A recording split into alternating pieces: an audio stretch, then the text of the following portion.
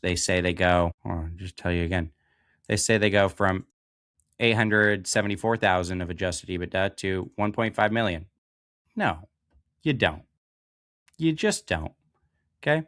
So we start there. Now let's apply it as if this is our own company. And we go, all right, we've lost some wholesale distribution, and now I'm gonna bust these open. Okay. And let's take a hard look and see what it is that we can do. Well, I've got online stores. This is what I'm doing. Amazon, I'm already crazy aggressively growing. I'm going back to the well, and I'm looking at wholesale really hard to start with, and saying, you know, what are some other wholesale channels that I can approach? Can I white label other wholesale? Can I white label product for somebody else? Right? Maybe one of these big companies wanted to do that. Um, what else could we do? We have we have these marketing media assets. Can we? And we're already tapping on them, like we're going crazy and abusing them with sales. So in this instance, I'm going to go ahead and say it's already factored in there, right?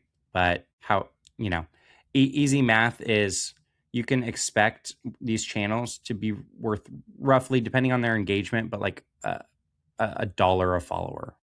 So like these aren't huge assets here. Um, and that's if they're active, and there's a whole nuance that goes into that.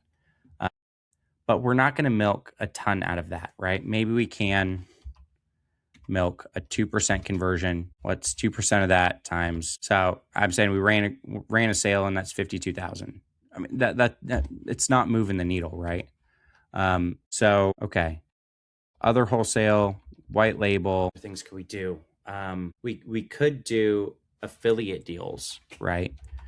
So are there pathways with other marketing channels? And I would go down the matrix.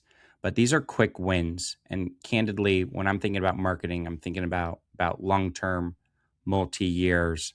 And I'm thinking about creating a engaging brand that's not just, how to put it, just clickbait all over. Like you can kind of tell old school direct response marketing, which I like, that it kind of feels that way, right? But like going through different marketing approaches that they've done, asking them how the heck their marketing approaches fit into their current strategy. But like, all right, are we doing direct mail, right? Like, are we going to expand to other markets, right? Like, what are the different opportunities? And I would exhaustively list the opportunities and which ones we think that are in our wheelhouse and are most achievable. And then I would essentially model them out very similarly, right? So if we think that we could get another wholesale for 500,000, this is how I would plot out the growth. I would say, okay, times 60%, right? And on down. There was allocated. We have nothing there. Okay, but that's making our numbers look a lot better. You know what I'm saying?